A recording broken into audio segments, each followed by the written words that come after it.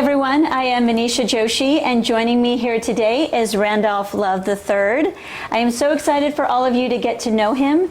He is a certified life coach, an independent financial consultant, the founder and owner of Randolph Love Consulting, and we're going to keep it PG, but he is also the founder of the podcast, The Entreprenudist, where entrepreneurs bear all.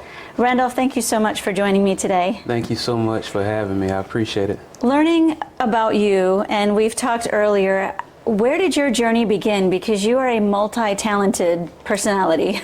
Well, I think it began with undiagnosed ADHD, and then it just proceeded from there.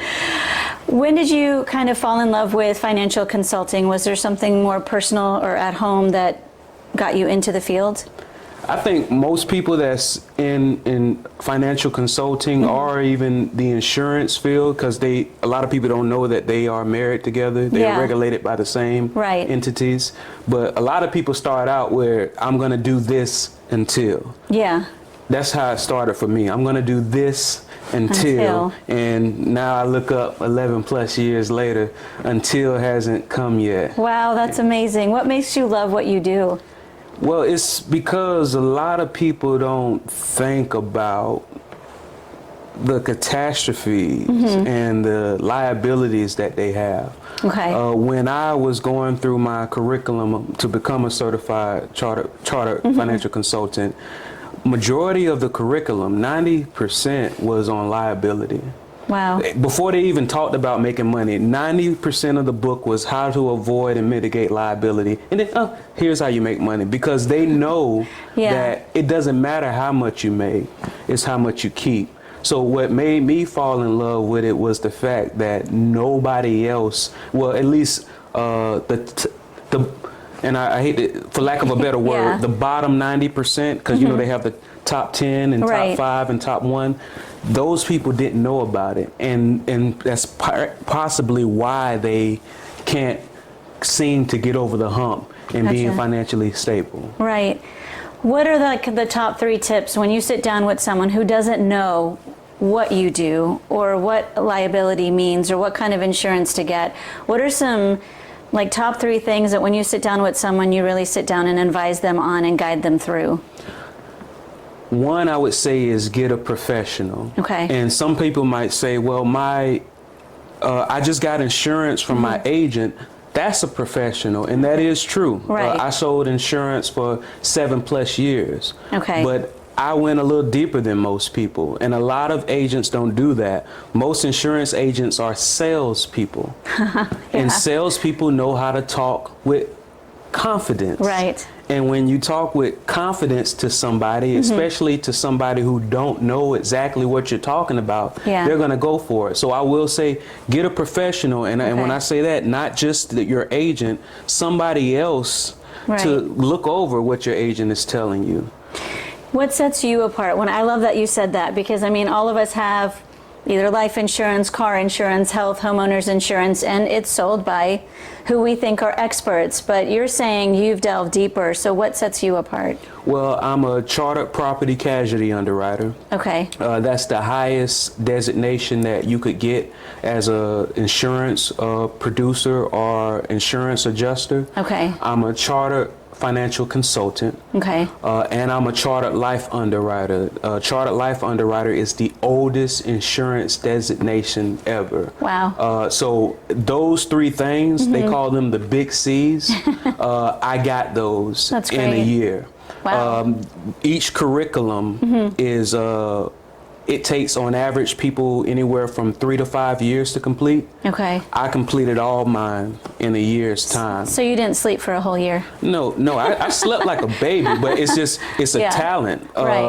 People have talent. I think one of your talents is you're very purposeful. Some people are born with it. Some people work at it. I don't know how you got to yours, but that's a talent. Money used to be called talents. People who are talented are people who have skills that can be monetized. But in today's age, I know a lot of talented people who don't monetize. Right. You are monetizing your purposefulness. And I like that. Thank you. I appreciate it. I love, though, that you are so passionate about it. That's something that takes 3 to 5 years. You did in one. So obviously you really have a drive behind this. Randolph, I love that we have one big thing in common, and that's we are both Jax Bridges graduates, which I just think it's one of the best programs offered in Jacksonville. For my business, I know I learned what a capability statement was, how to plan out your business model. What are some standout things for you that when you graduated from Jax Bridges and even just going through the program, you said, wow, I'm so happy I got to go through this? Well, it was being around those different levels of achievements in business. For me, you mentioned the capability statement. At least for the first go around, that is the best thing that I took from it, because it showed me how to put all of my accomplishments, the significant parts of my accomplishments, my past performances, my competencies, my capabilities, all in a unique and set up form to where when I'm talking to people, we're not talking about what differentiates me.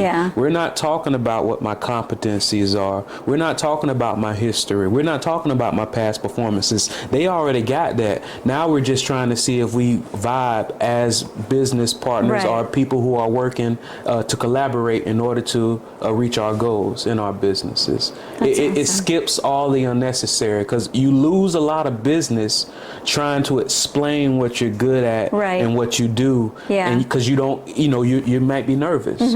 But when they already have that capability, now you're just able to relax. The life is just like this chair. It's just plush and relaxing, and you're able to just sell. What kind of contacts did you build? I know I have built so many friendships. I feel like Jax Bridges is almost like its own university, and that we're all alumni. Oh, well, I built a lot of contacts. One of the contacts, well, I guess since we're talking, the capability connector put us together.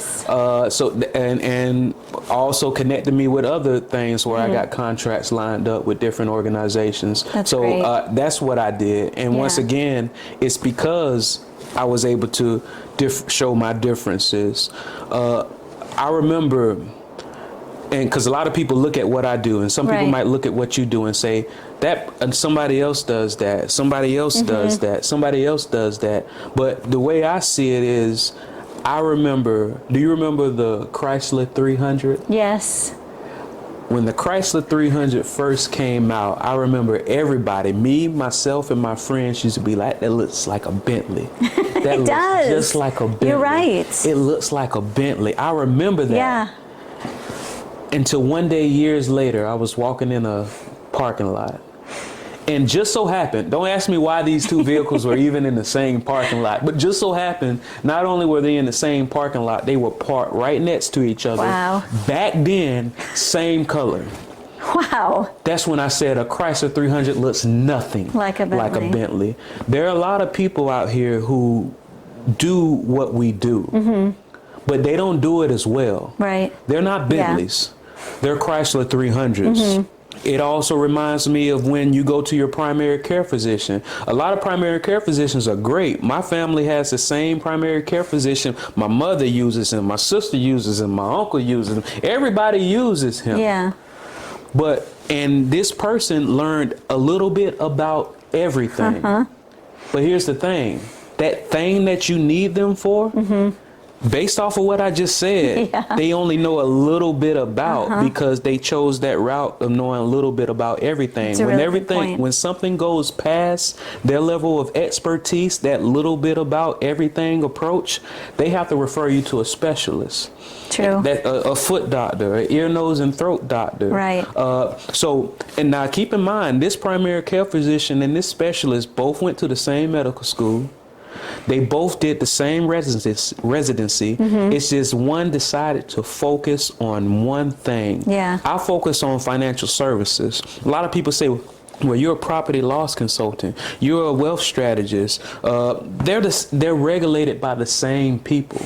Both of them are helping people prevent financial catastrophe, prevent or mitigate financial catastrophe. That's what I do, whether I'm helping you set up your wealth to where it's avoiding liability, or where I'm coming in at a time of need when your insurance company appears to have wrongfully denied you. That's what I'm doing. Yeah. And I'm doing it because I specialize in it. Yeah. I chose to focus on financial services. I chose to focus on doing what I do, how to convey that. And that capability statement that I got from Jats Bridges helped me to put it all on one sheet, one 8x11 sheet. I feel like you have it framed somewhere. And well, I should, right? I should it's a very proud sheet of paper. When you look at it, sometimes I'll read mine and think, I really do all these things. I've, come this far, and there's a long way to go to still hone in more skills and keep growing. So, and it's it's a live document. It changes. Yeah. And for people who have different passions, you don't just have to have one capability statement. You can have multiple as long as you put them in the right framework. I think you might be teaching a Jax Bridges class one day. Maybe. Maybe. I like Jax Bridges. I really do. That's a great program. They know I'm available whenever they need me. So Randolph, in all of these years that you've been doing this, and I can tell you do it with so much passion, have there been individuals that have come to you and said, thank God you educated me on what liability means, what kind of insurance to get, because you went through all of those different chartered certifications to really set you apart? Are there stories that just kind of give you goosebumps that you were happy you were in that person's life to keep them safe and sound? Absolutely. Yeah. Because the interesting thing about what I do is I'm able to deliver on a promise in a relatively short time with a very significant amount. A lot of people, especially when I'm acting as a public adjuster or property loss consultant, a lot of people have either been wrongfully denied or substantially underpaid. Wow. And when I come into place, they go from having no hope to 3-4 months later, thousands of dollars in order to get them back to where they were. Is there a story that you can share so we can understand what that means? Okay, so, and it always happens kind of the same way. So, and without saying anybody personal information, a lot of people that I deal with when this happens, a lot of times are single women. Okay. And once again, usually if somebody tells them no, they're like, oh, okay, no. Right. And unfortunately, sometimes people take advantage of that. So I did have a single woman that, she needed my help. She was okay with them saying no. She had a husband, but her husband usually follows her lead. If she says it's something here, we're going. If she says it's nothing here, we're staying. It was a property down in South Florida. Okay. Tile roofs. Oh. And the thing about tile roofs is when something happens to one of them, usually if the roof is more than 10 plus years old, those tiles are discontinued. What an insurance company might try to tell you is, it's okay, we're going to get one that's close to that tile that broke. You didn't pay for close to, you paid for actual. Exactly. So if they cannot find something that matches it exactly, the way insurance work, which is to indemnify, to get you back to where you were, they have to replace the whole thing. Okay. Because what happens when they do only replace several of them and they don't match? Yeah. That money doesn't just evaporate into the air. What happens is when you have a building inspector who knows what they're doing and knows what they're looking at, they're going to take a picture of that and circle it on their report. When that potential buyer gets that report, they're going to use that information as leverage to either back out of the deal or get you to drop your price substantially. That's where that money went that you thought you were saving, but nah, what happened was on the back end it came off of your equity. So I had that situation where I came in, not only did they deny the claim, they dropped them. They dropped them right before hurricane season. Amazing. So they got a policy started that, and because they had a claim, it goes into the ISO report, is what the carriers call it. So it doesn't matter if you go to another carrier, the carriers can see your old claim. Now, because their old insurance company wrongfully denied their claim and they still had that roof, any other new insurance company said, we'll insure the rest of your house, but we're not going to insure your roof. Okay. So I came in. Yeah. Keep in mind, she's no longer with this company, but insurance you don't have to be insured with them when you're trying to get right. You only have to be insured with them when the incident happened. I came in, they went from being denied to getting, and this is after my fee, $70,000. Wow. And once again, that's because that's what it would cost to replace that. And you knew all the right steps to take. Oh yeah, I mean, all the building codes, take all the right pictures, say all the right words, submit complaints. If the insurance company doesn't do what you think they should do, you can go to the Department of Financial Services in your state and submit a complaint, and they have to reply to that. In Florida, they have 30 days.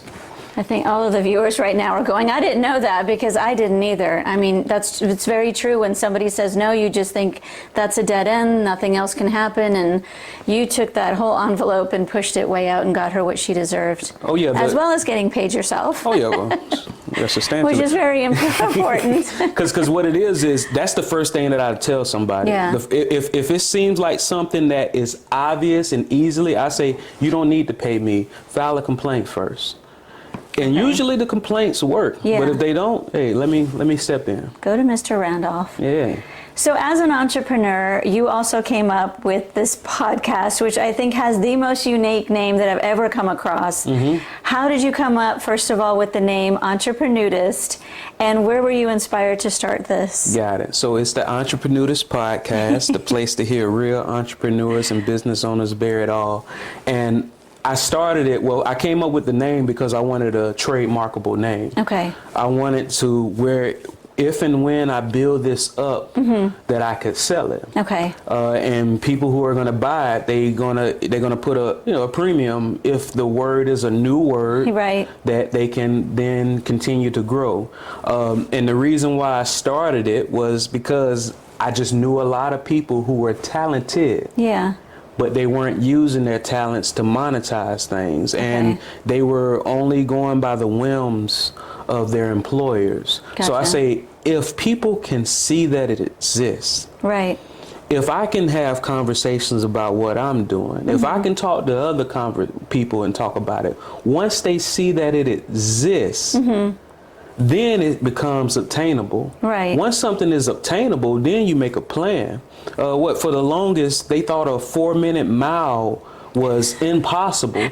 Once the first person did it, all of a sudden you have high school students doing 4-minute mile. Yeah. It's because they saw it was possible instead of thinking it was impossible. I think the Entreprenudist podcast, somebody like myself, somebody who, because I move in multiple circles, somebody like myself who can move in different circles, and you can see that even I can be successful, my definition of success, then it's going to take them to that next level and push them over. So that's what made me come up with the name. And that's why I came up with actual idea of podcasting. So since entrepreneurs are supposed to bear all, who qualifies to be on your podcast? Do you select them? Do they apply? How can they be featured? Just let me know you want to talk. The way I do it is very conversational. I'm very reactive. I don't prepare. I don't, we don't have this date, this is all right, boom. And some people say, well, what are we going to talk about? I say, hey, we're just having a conversation. So are you telling me you're the podcast version of me? So I have competition here. Hey, absolutely. Because even with this, eventually, you're going to take these videos and convert them to audio. Yeah. And that's all you need. And then once you convert it to audio, you're going to put it up on a podcast platforms. And then you're going to take that audio and send it to a transcription person. And then now you're going to offer one moment of time. You have a video vlog, you have a podcast, and you have a written blog just off one moment of time. Ladies and gentlemen, I just found my business partner. Hey. I love it. So not only do you do all these things, I mean, you are so multi-talented, multi-titled. I'm excited to tell our viewers that Randolph is also a singer-songwriter. So how did that play into all of these roles that you do? I'm trying to figure out when you sleep. When did singing and songwriting come into play? Well, first and foremost, I sleep like a baby. I get 8 hours. But it's when you know how to do these things, it does seem like a lot. But it just came into play. I've just always been into music in some way, shape, or form, from elementary school in the band, elementary, middle school, high school in the band, my church choir, the praise team, to the children's choir, to the chorus. That's awesome. I've always just been some sort of musically inclined. And the weird thing about life is the stuff that easy to us, we avoid. Like we think money needs to be hard. Very true. But when it's easy, we avoid it. I just got in the mindset, well, this is easy to me. Let me monetize this thing. And I had friends around me who they were making music, but it was only for the neighborhood. And I say, well, let me take my mind, my talent, and try to monetize these things. And then so that's how it ended up going to that level. That's awesome. So do you have CDs, or where do you produce your music? If someone wanted to hear it. Well, we had CDs. Yes, that's true. But they went the way of the dinosaurs. It's on multiple platforms. Okay. I was in a group for a long time. Have streams, still get hundreds of thousands of streams a year, have millions of streams. Wow. To this day. It's just one of those revenue streams that still makes money, and it only grows every year. So are you on, if someone were to look up Randolph Love, would you be on Spotify, or is it Apple iTunes? Everywhere you stream music. Okay. Everywhere. Just name one. So let me ask you this. Before our audience goes searching on Google for where you are, could you belt out a tune? Okay, I can give based off of what I do and my passion and my podcast and what you're doing now, this entrepreneurial endeavor. I do have a verse. Business attire required nowadays is what they told me in school. It's what they told me, the truth. 200,000 in debt will get you piles of respect and get you corporate approved, and brand new mortgages too. A car that come with a car that come with a note, a car that come with a boat. Indeed, that's all that you know. Don't believe the hype is a show. They believe my life is a joke, cause I see my light through the smoke. Literally, my life is a quote. Do believe in right like I smoke. Exotically, don't take a prodigy to make possible probably, to make maybe and obviously, to make obstacles obsolete. I took a hobby to make it profit. I hardly sleep, made a product and marketed, then I boxed it and charged a fee. Wow. I know if there was an audience, you'd get a standing ovation. That was amazing. Yeah. Thank you. So I love that everything that you do, there is pure passion and love behind it, hence your last name also. But that's awesome. I love it. That was great. So I know viewers are going to be climbing the walls, trying to figure out where to find you and how to get in touch. So can you tell everyone what's the best way to reach you? RandolphLoveConsulting.com or RandolphLove.com. rlove@randolphloveconsulting.com, 904-763-0139. Randolph, thank you so much for being here today. I'm so excited to hear more of your songs, find out more about what you do, and I appreciate you taking time out of your extremely busy schedule to join me. Thank you so much. I appreciate it, and this is going to be big, what you're doing right now. Definitely. Thank you so much. I really appreciate it. Thank you, everyone, for watching. I hope you got some great advice today. And, of course, if you ever want to find out more or hear a great jam, you now know how to reach Randolph. Thank you for watching.